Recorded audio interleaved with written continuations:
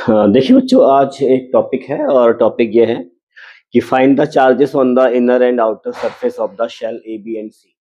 तो हमारे पास तीन शेल हैं, ए बी एंड सी, और उन शेल के इनर और आउटर सरफेस पर हम चार्ज डिस्ट्रीब्यूशन फाइंड करेंगे। अभी सिचुएशन आपके सामने ये दे रखी है। शेल ए का चार्ज, शेल ए के अंदर चार्ज 2q है, सेंटर पे है ये, ठीक है। यहाँ पे चार्ज q है, यहाँ -3q है और यहाँ 5q है।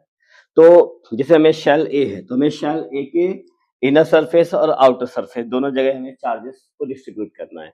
बी के इनर और आउटर पे करना है, सी के इनर और आउटर पे करना है। तो ये काम हमें करना है, इसे बोलते हैं चार्जेस का डिस्ट्रीब्यूशन करना इनर और आउटर सरफेस पे।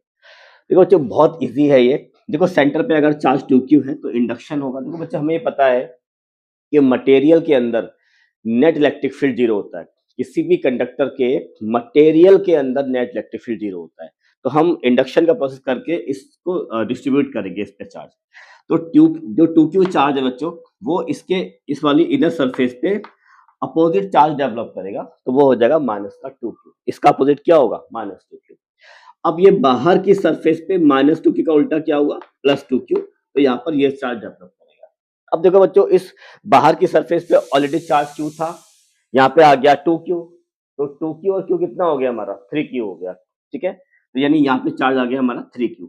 अब जो 3q चार्ज है, दोनों को मिलाकर ये इसके सामने वाली साइड पे फिर अपोजिट चार्ज डेवलप करेगा, दैट इज माइनस का 3q, ठीक है।